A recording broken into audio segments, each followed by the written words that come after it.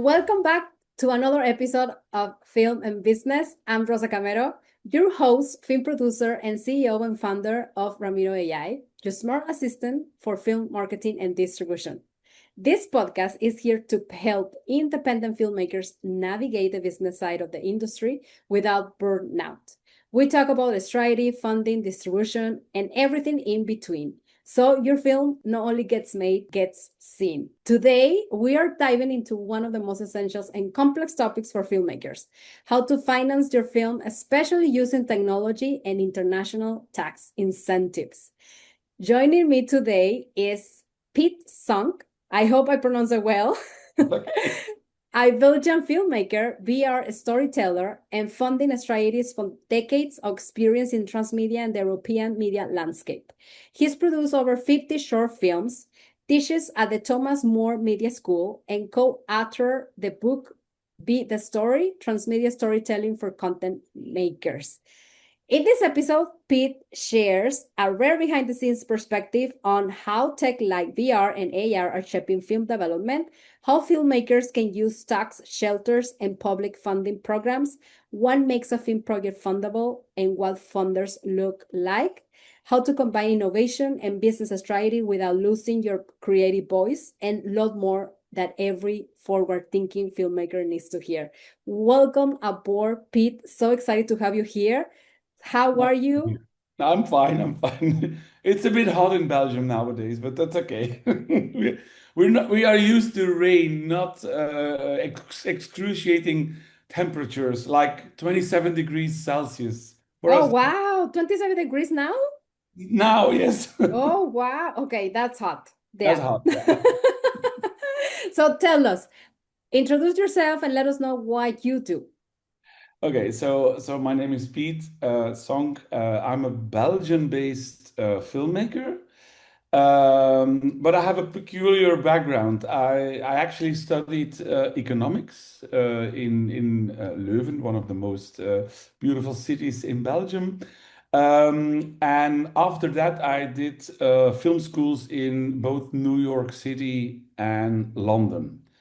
So the combination of having a business background and a creative education makes me quite unique in the at least in the Belgian audiovisual sector, which is also why I teach. I am a lecturer at the Thomas More Media University, where I teach, among others, storytelling, film and TV history, and I also organize boot camps for our fiction students that want to make their own short films for their start in their career.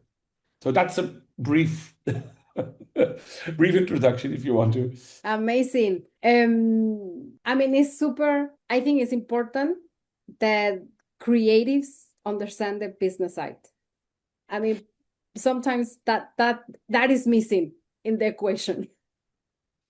Yes, unfortunately, that's the case. A lot of people have really interesting ideas, are very creative, specifically in the audiovisual arts, but they sometimes lack the business aspects, which is, I mean, as important nowadays as being creative. Of course, without any creation, you can't do any kind of business. But if you don't grasp the basic business fundamentals, it's really difficult to get your stuff to a bigger audience. Hopefully, making some money out of it, which you probably will gonna be investing in your next projects.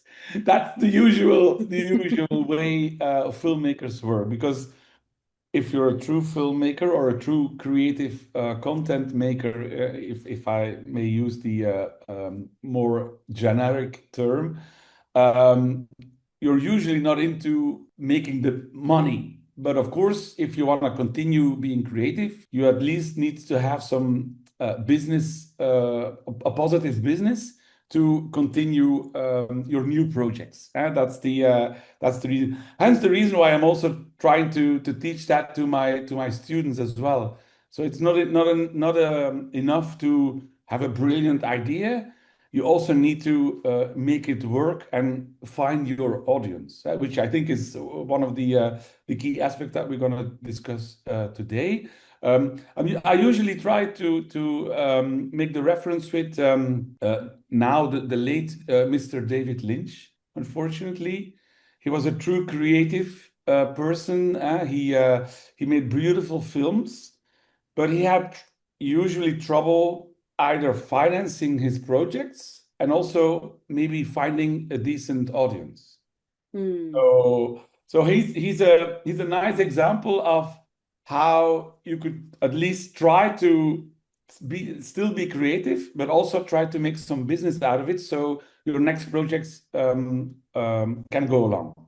If you look at, for example, a series like Twin Peaks, if you know the background of how the story developed, it was actually first a movie. He didn't get the financing. Then he find a link with the distributor and a broadcaster in America. Hence the fact that it made season one was a success. Nobody thought it was going to be successful, but and reaching a bigger audience, he actually did. So season came too long, and then the audience fell away because it was too complicated. So as you know, most of his films are quite esoteric, so not for everybody's eyes. And then it fell apart, and so it took him 25 years or so to try and make the third season. And that the most specific reason was the fact that he couldn't get the financing done. Look at Woody Allen, for example, who is a brilliant filmmaker in his specific niche genre. But I think the last 20 years or so, he didn't make any American financed film. Most of his films were either produced by UK producers and distributors or from France, or a combination of those. So he was looking for European funding and also distribution to make his films, and then hopefully also reach an American audience. So those are two examples that you. I think it's also a strategy. It's like, okay, where in the world my film might fit better, and I can find the money easier in there, then you never know. I mean, with money, I think I was talking to another producer, and it's the financing. Like the financing is sometimes is the most difficult part. Well, I mean, you can put an idea on paper, and even if it's 2 pages or 25 pages or a full script, whatever. Okay, it takes time, it takes energy, but it doesn't really take a lot of money. People who are creative, they usually start working without any contracts or whatever, because they wanna put their story on a paper. But then if you wanna make whatever you've written on your pages, you need budget. You need a budget. And then, okay, you can find a cast, you can find a crew, but those people need to be paid, preferably. Exactly. Huh? Exactly. So, unless it's a totally indie production and you say, okay, so this is a no budget or a zero budget production. And if it's a short film, usually you can get around with it with some sponsoring or some Kickstarter campaigns or whatever, and that's fine. But if it's a bigger production, if it's a TV series or a feature film, that rarely gets done, unless the producer and or the director, who are usually the key initiators of the project, yeah, put their own money at risk. Yeah. Which was actually the case, let's say about 50 to 30 years ago. Specifically in Europe, I don't know the situation exactly in America, unless I don't think in America it changed a lot the last 80 years. It's usually private investors and or studios that make the investment, take the risk, it gets made. Hopefully they find an audience and it makes some money so they can make a new project. In Europe, it's a bit different. I mean, first of all, Europe is about, I don't know, 30 countries. They all speak their own language. So there's no universal common ground. If you Yeah. make a film in English, I mean, you have an potentially global audience. That is not the case if I make a film in my own language, that's Flemish/Dutch. The only people that can understand fully are people from the Flanders part of Belgium, let's say Holland or the Netherlands, because it's quite the same thing, and a very small portion in South Africa. Yes, they do speak some Dutch in South Africa. That's about it. So that means that my my potential audience is very limited, which also makes the investment harder to find.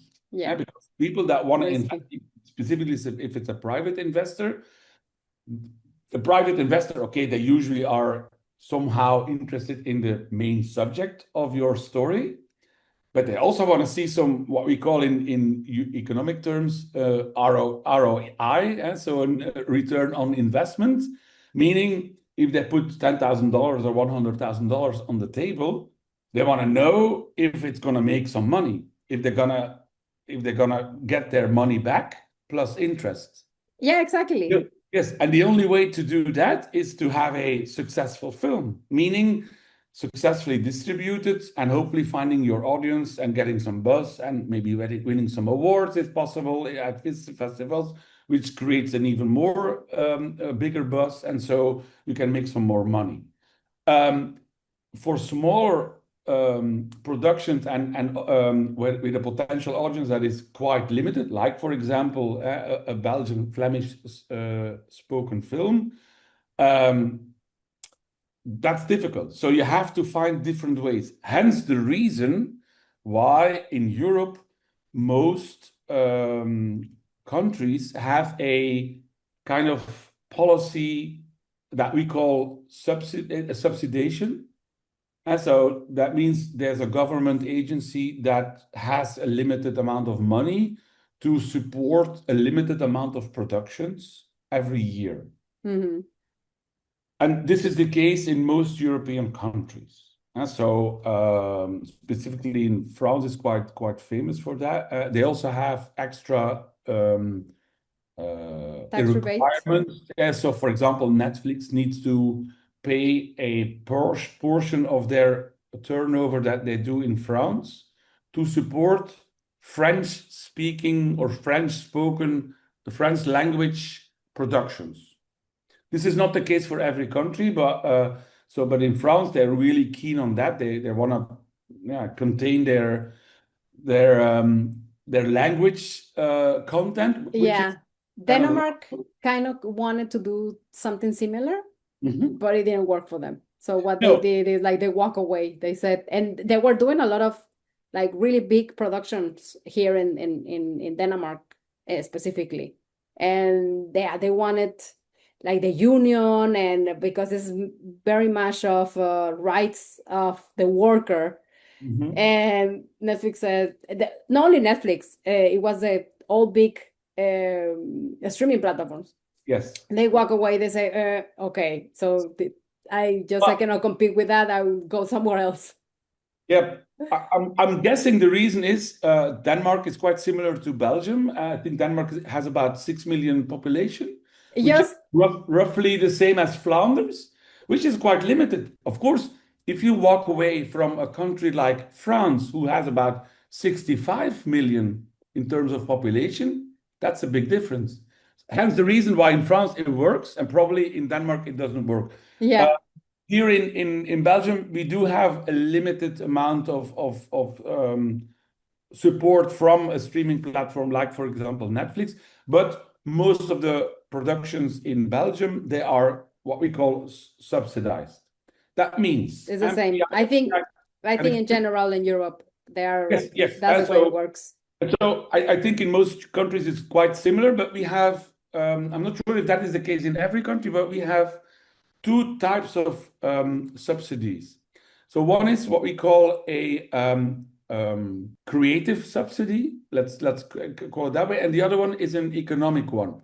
The creative subsidy is a government-based organization that hands out money. Okay, you have to be selected, you have submit, you have committees. It's quite complex, and of course, it's a limited budget every year. But if you get the subsidy, you can use it for your production. Okay, you have to meet some requirements, of course, that you. I mean, you can't commit fraud, and you can't pay yourself a new Ferrari or whatever. That's not Yeah. possible. It needs to go into It needs to go into the movie, yeah. Of course. logically. But and this is the main important thing. You don't necessarily need to pay that money back. So like a private investor wants, if he invests 100,000 euros, he wants his money back at some point in time plus interest. With Yes. subsidy, that's not the case. They give you 100,000 euros and that's it. You just need to be sure that you use it for the right purposes, and that's about it. And so only in the unlikely event of a huge, huge success, you have to pay back a very small portion percentage. It is worth it. I mean, But, I definitely believe but if if you get the grant. yes, so if you get the grant or the subsidy, the creative one, that's okay. There's one downside. The grant or the subsidy can only be roughly 1/3 of your total budget. So it will not be paying you the full budget that you need. So if your Yeah, you need to have budget some budget. is your 300,000 euros, you can roughly apply for 100,000 euros to make the exercise quite visual. So, but then you have also the economic subsidy, and you can add those two. The economic subsidy is a subsidy that gives you, I don't know, maybe it's usually a little bit less, let's say 50,000 euros, in the case of the 300,000 euro budget in total, you get your 50,000 euros back. But once you commercialize your production, they take some money back. It's not as high an interest as a private investor, but they do take back part of their money from the moment that your film is in the cinemas. You make a deal with a streaming platform or a broadcaster, they get some money back. Hence the reason why it's called an economic subsidy and not a creative one. And that's the big difference. Interesting. Okay? Yeah. Interesting to know. So that's interesting for. I do think that's quite unique. I think for European countries, the two subsidies, and then on top of that, probably the one that you mentioned already in your introduction is what we call tax shelter, which is a totally different thing. So it has been, I think, introduced. What is the percentage that the tax rebates in Belgium? Yeah, so you can, for tax shelter or for the creative subsidy? No, if you bring a movie to Belgium and they want to shoot in there, they have a tax rebate. How much is the? Yeah. Well, so there are a number of requirements to use tax shelter. So first of all, you need a producer. So in the case of an international production, you come to Belgium because you want to have some money from the tax shelter system. You need a Belgian co-producer. Okay. It's only limited or linked to production companies in Belgium, which is a bit logical because tax shelter in essence is companies that make money, that make profits, that are going to be taxed. Instead of paying a tax on a portion of their profit, they can invest it into the audiovisual sector. And so they don't have to pay taxes on that. So they get it. So the company that makes profit gets a tax deduction. And that money goes into a production. The production itself provides economic growth, let's say, because because the production is going on. That means we have extra jobs. People are going to be paid, and so they're going to be taxed anyways. So the tax that they would get from the company directly comes back by all of the tax budgets from all of the different people that have worked on that production using tax shelter, but it has an accelerator effect, meaning that if I think it's about 3.4 now. So if 10,000 euros tax shelter is not taxed for a company and it's invested in a production, it gives the state about 3.4 times the amount of taxes back. The only difference is that there's usually a gap of about 1.5 to 2 years. So the tax that they don't get in year one, they get back 3.4 times in year three, roughly, which is actually an accelerator effect. And that's the reason why they actually wanted to do it. So it's a support system for the sector, but there are a number of requirements. So again, you need a Belgian producer because it needs to stay in Belgium, if you understand what I'm saying. Yeah. Cannot go anywhere else. I mean, that's the thing with tax rebate, right? Yeah. So it's like you come and you shoot here, but that means that you stay here. Like you're not taking the money or the production somewhere else. The usual tax rebates are are working that way. And instead of you come here, you work here, you make sure that the sector is booming, but and then you get a reduction on either the workers or whatever it is. So, but tax shelter is linked to the taxation system of the Belgian state. That's the big difference. But it works, and so you can come as an international company and say, okay, I want to work with, I don't know, a Belgian post-production company, and the money that you invest or that you need for the post-production can be paid by tax shelter money. But there's also a limit. So you can never have more than 50% of your total production being paid by tax shelter money. Okay.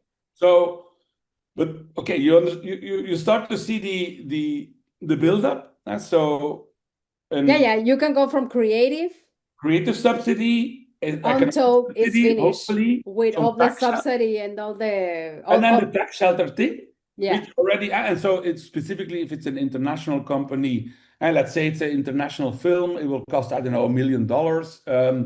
So you can come to Belgium, make a co-production. So for example, if your budget that you would spend in Belgium is about 200,000 euros, you can get 50% of that via tax shelter. That's the reasoning. Okay? So if you add all those things up, as for a Belgian production, it's a bit simpler. You can roughly go until, I don't know, 80%, 85% of your total budget. And then you still have a gap. Usually that gap in the early days was the risk of the producer, usually, or the studio, if you want to. And so then you can try and start selling your product. Because, I mean, any way you look at it, the audiovisual sector also produces a product, namely the film, the TV series, whatever, the short. Some of them are more interesting in terms of economic value, others a little bit less. A TV series usually is easier to sell than a feature film, and a feature film is easier to sell than a short film. Okay, that's the thing. So you can. I want to because I want to bring it to the conversation also the technology, because Yes.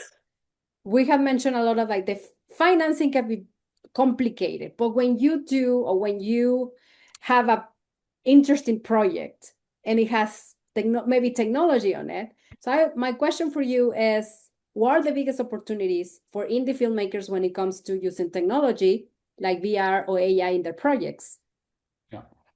Well, I mean, we have to go back about 15 years or so, because the biggest technological innovation was digital. Before that, everything was analog, and analog meant messy production, very expensive.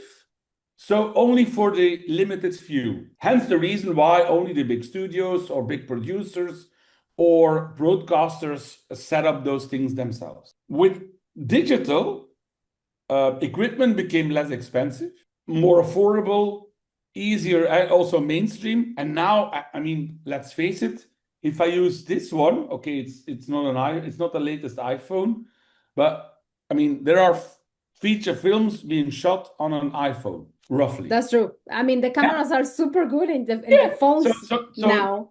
a camera in this device that everybody has in their pockets every day is much more accurate and much more interesting to use than the short films that I made 25 years ago. The quality is superior, far Yeah. superior. So and it's at a fraction of a cost. I mean, this costs you, I don't know, $1,500 or something. And you take away some extra small lenses to make sure, and you can actually make a feature film. The same for post-production. For post-production, you needed to go to expensive post-production studios to do the editing, to do the sound design, to make sure that special effects are being done, blah, blah, blah, all of those things. Now, I mean, my students use a very simple software, which is actually even for free. It's called DaVinci Resolve. Yeah. I mean, before that, you needed to have either a very expensive subscription to Adobe Premiere or to other post-production software. Now you can do it with a free software. Look at the latest Oscar winner. It has been, and the one before as well. They both have been edited and post-produced on almost free software. That's a good thing. That means that, between brackets, everybody can start making their own films. That's a good thing. So that's a positive use of technology, I think. The only thing is, do you still have an interesting story? Because that's okay. We haven't talked about that, but okay, you can have ideas, but that doesn't necessarily mean you have a good story. Okay, so that's a different. Exactly. Let's not go into that. You can have ideas, you can produce your ideas. That necessarily means that people will want to watch your ideas. Yeah, exactly. So that part of technology is interesting. The newest technology that now is becoming mainstream and becoming more and more important is let's use the two letter words is AI, artificial intelligence, that makes its way very, very quickly into all of the different aspects of filmmaking. I mean, be it ideation. Okay, I want to make a story and I want to okay, so it doesn't need to be rocky, but I want to make it in the arena of kickboxing, not boxing. Can you provide me a storyline that is similar to that? Okay, I'm not approving the fact that they probably have used scripts and whatever that are copyrighted.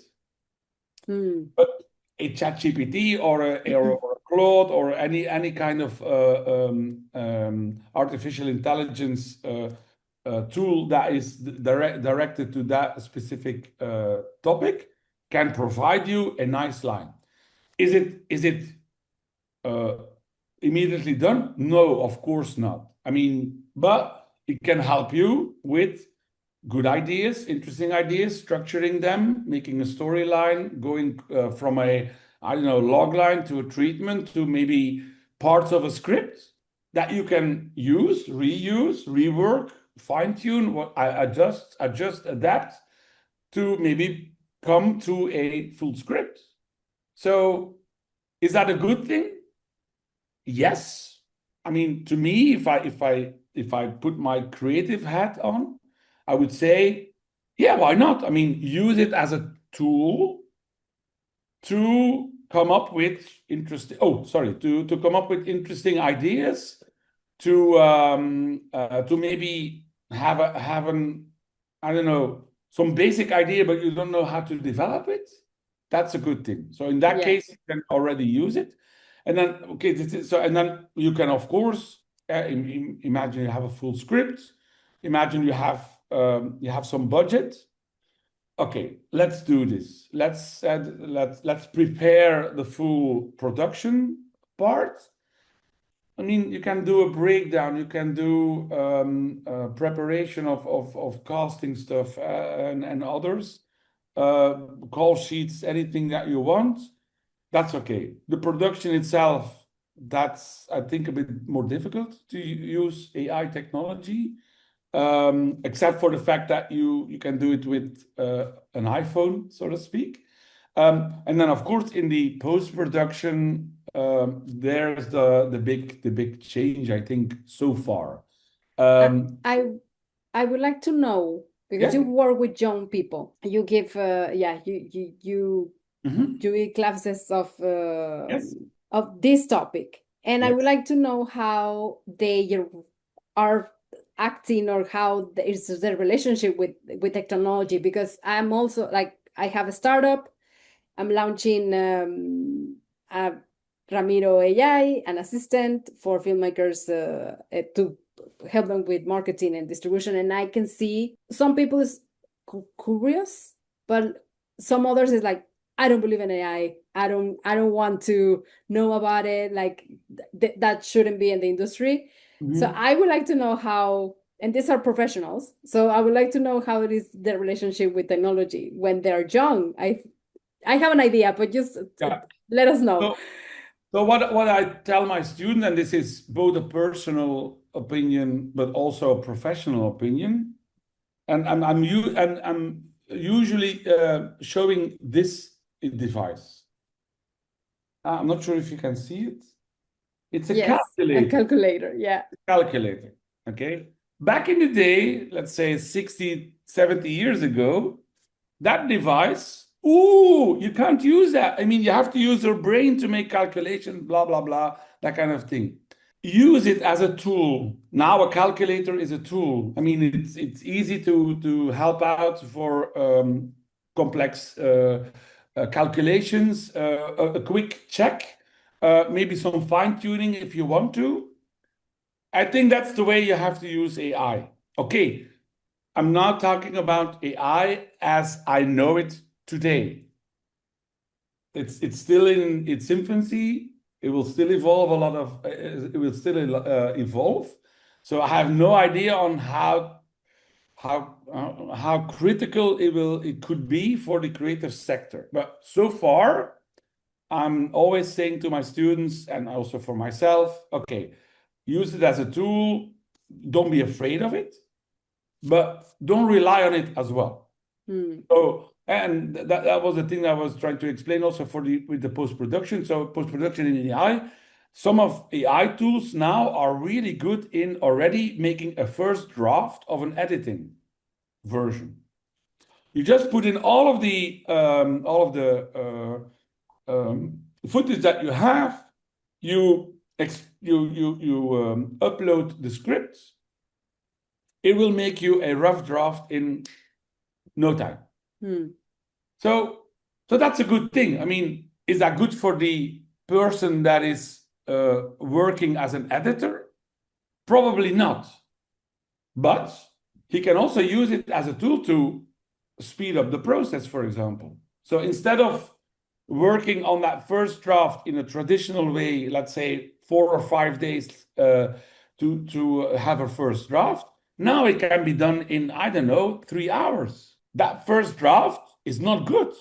It's not going to be the final cut, and in no way. But it can help the editor and also the filmmaker to speed up the process and also see how the technology interprets whatever creative stuff that you've done. And I think you have to use it that way. So an AI, for example, can also help in, okay, so this is, imagine you have a final cut. Please make me a trailer. If AI has been taught to analyze trailers of films, okay, again, copyright protection and stuff like that needs to be aligned.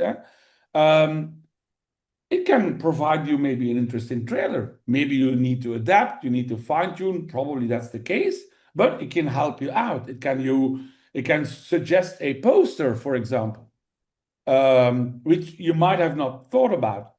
It can help out having a distribution strategy.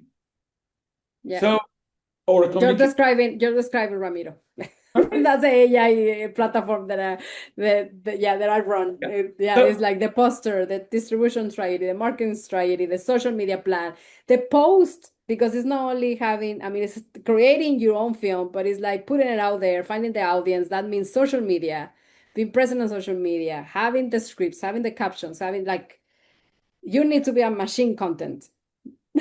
Yes, and that's the I think the most difficult one for an emerging filmmaker is grasping all of those aspects, and specifically the last one, because most of the filmmakers are, let's face it, focused on making the product, making their short, making their feature film, making their TV series.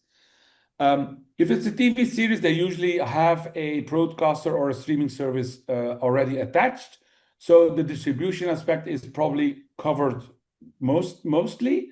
But if it's your own projects, then that's usually not the case. And then if you want to have success, you also need to think about the distribution aspect, making sure that you Yes. already build Super an important. audience prior to having your production finished. So already starting Definitely. out with some social media content, building up that buzz around your film, whatever it is, making sure that people get taking attention to your social media post.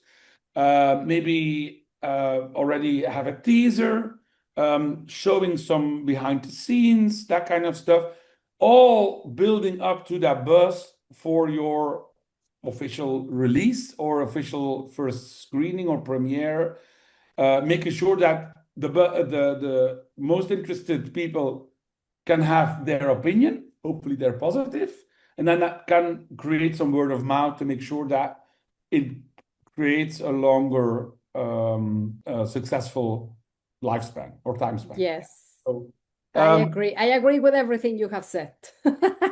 Yes, okay, yes, yes. Check. but So we are ending almost, we are in the end of our interview, but I would like you to tell us what yes, are the often mistakes that you see in filmmakers when applying to public fund? So what are okay.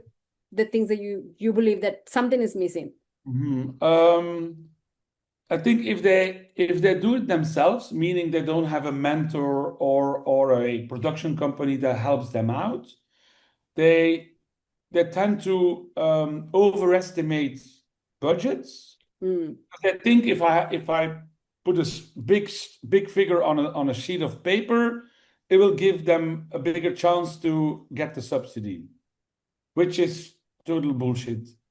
I mean, it has no value to think that you have to ask, I don't know, 100,000 euros for a short film of 10 minutes. That is, for example, just a story of two people in a diner talking to each other. I'm inventing now. So overestimation of budget, um, thinking that they can do everything themselves. mm, That's usually a big problem, um, because they heard about some stuff. They've seen a tutorial on YouTube. They went to a workshop for 3 hours, and they think they're the experts in everything. That's usually not the case.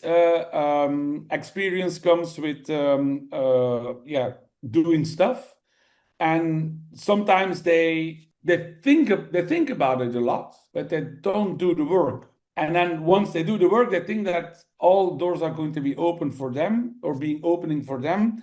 Uh, but that's not the case either. You need to, and that's just one of the things that I always tell my students. Whenever you start studying in this direction, start creating your own network. You need people to help you out. People in all different kinds of companies, on all different kinds of levels of business. That doesn't necessarily mean that you always have to ask them, but at least you have to maybe communicate with them on a regular basis. I have a very extensive LinkedIn network, which is always helping me out if I need somebody. If for some reason I need to be in Sydney within 3 weeks, well, I'm going to check out my LinkedIn network and see, okay, who do I know over there? Or are there people from Belgium that know people in Australia that can help me out? Those kind of things.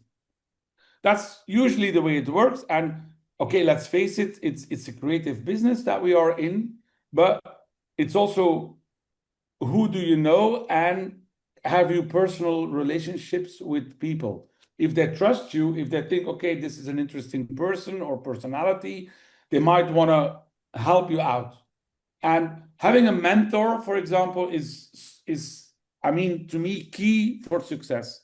The best students that I have, they usually have a really interesting internship or two. They take away the person that they've worked with the most, and they keep that connection professionally going. Because you never know when you will meet again. That's true. So within 2 years, we might meet at South by Southwest in London, and I will be talking about a new production, and you will be saying to me, yeah, but I know somebody who thinks the same the way you do. Let's meet. You never know that we can help out. They're looking for a new production. I'm looking for an international way out. We can meet each other because we have interesting tax shelter systems. Okay, let's throw in some AI to make the process easier. There you go. We have a new feature film. That's the way it goes. Yeah, Normally. that's the way. Yeah. Network is everything. I Yes. think in this industry, like it around the world. So just to finish the interview, thank you so much for sharing your knowledge with us, Pete. I'm sure it's gonna be super helpful, especially the audience is mixed between European and American, but American people, if you're hearing us, even Asia, like understanding how Europe works and each one of the countries works differently. Please don't, it's not only Europe. Oh yeah, let's jump into Europe and make a film. No, you need to create contacts and connections in each one of the countries if you want to do something in Europe. And my last question will be, where can people find you, reach out, and if they would like to connect with you and learn more about your work? Yeah, the easiest one is LinkedIn. I mean, I have a very intense LinkedIn profile, and you can find me there. So I think that's the most one. You can also find me on Instagram and Facebook, but I think it's easier to specifically if it's a professional connection to use the until so far the one professional network that is online. So I think LinkedIn is the best way to do it, but you can also find the link with to my website as well. So perfect. So thank you so much for being with us today, and see you next time. it was a pleasure talking to you. Okay, bye. Bye. Bye.